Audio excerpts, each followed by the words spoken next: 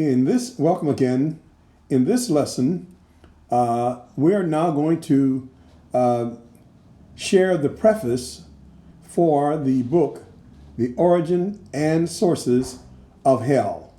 We're going to share the preface now of the book, Origin and Sources of Hell. We're explaining why we wrote the book. Thank you very much. Preface. I hope that I can still have the love of the saints after they read this thesis. I am sincere and am open to anyone who can explain and prove this doctrine from the scriptures to me with scriptures that are really in context. I also represent a silent host of other apostolic scholars who, for the fear of being misunderstood, have not gone public in their claim that the doctrine of hell is from misreading the scriptures and not the teaching of the Bible.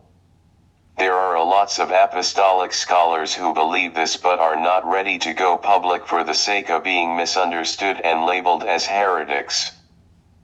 Hypothesis. In here, I present the following hypothesis for your consideration. The aim of this book is to show in the scriptures that the idea of an eternally burning literal fire, with people in it burning throughout eternity, is unscriptural, unapostolic, and anti-gospel.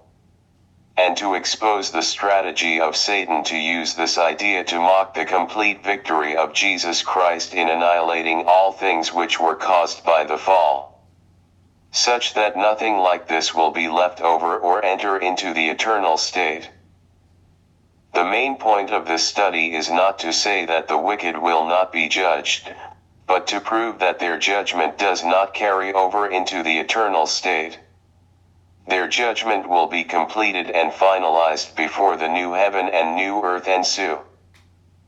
We do not teach that everyone, including the devil, will be saved like the universalist, but rather they shall suffer eternally terminating fire of annihilation. They will be no more. It is my intent that this study will either strengthen us on our traditional hell dogma or open our eyes and enlighten us. You will be asked to decide which one of these is needed after you read this book. Those who go into this study must realize the importance of knowing the history and development of the hell teaching and know that we will not be able to evaluate it apart from scrutinizing its sources. We must realize that the traditional perspective of a fire where people will burn forever is a made-up one that is inundated and impressed in the back of our minds before we read one source for this idea. By habit we read all of the passages where the English word hell has been put by the 15th century English translators as a literal lake of fire that burns throughout eternity. From this background, we automatically read the passages inducing that idea into the interpretation. We do not let the context of the passage define the meaning of the word hell with that kind of preset inductive perspective. Therefore, we miss the meaning of the word hell in the context. The cause for this inductive approach to interpretation is that the entire church world, mostly in the West, has been subliminally indoctrinated with that idea and image whenever the word hell is read or said.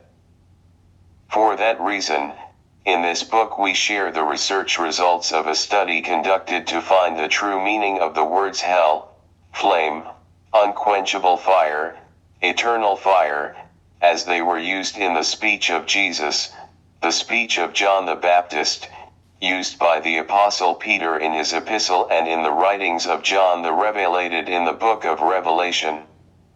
Thus, this research shows that in no case in the scriptures is it meant an everlasting fire burning people in the afterlife of eternity, as the traditional image of a burning fire has been so inundated in the minds of Western theologians.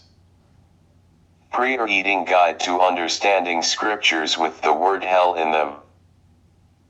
When reading passages in the Bible with words related to fire like hell, flame, unquenchable fire, or words like them that mention fire or some kind of burning, A good rule of thumb for proper exegesis is to recognize that that word or phrase does not automatically mean the idea of hell, as the Catholics who got the idea from Greek philosophy and mythology mean. They erroneously mean a literal fire that burns people for eternity. But to get the word's real meaning, the word has to be defined in the context of the passage where it is found. Therefore, it is necessary to know when these words are being used figuratively, symbolizing an idea like judgment, or purging, like in the unquenchable fire mentioned by John the Baptist when he described what the Messiah would do to the rejecting Jews, which he called the chaff in Matthew 3:12, or the fire that Jesus says the unfruitful branches are thrown into in St. John 15, or the annihilation symbolized by the lake of fire in Rev 20:10, also like the discomfort in the flame that the rich man was in the parable of the rich man and Lazarus, and the destructive judgment of God on the devil and his angels symbolized by eternal fire in Matt 25:41. We have to know what those fires and burnings mean.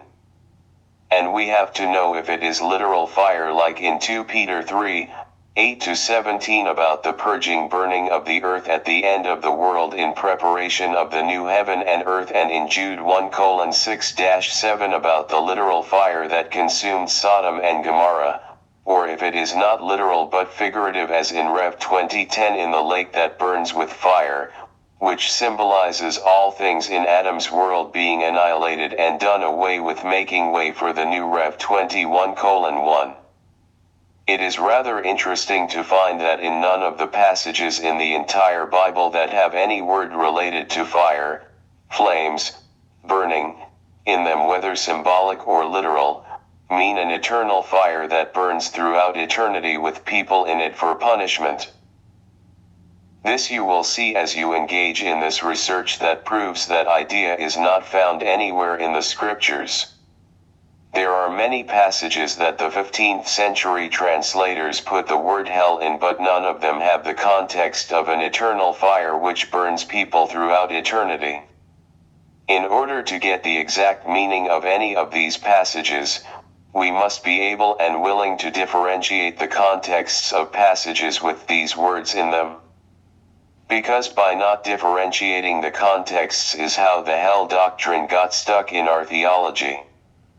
Most theologians irresponsibly and illegitimately lump all of these passages together, regardless to their different contexts, in one basket and call it hell.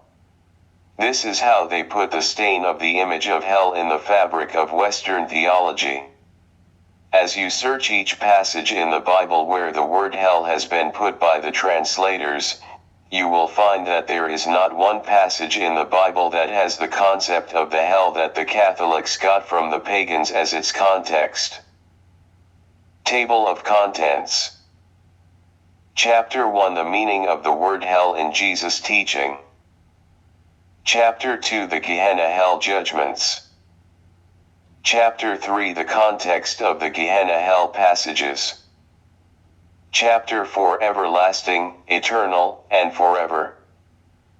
Chapter 5: The Lake that Burns with Fire and Brimstone. Chapter 6: The Eternal State.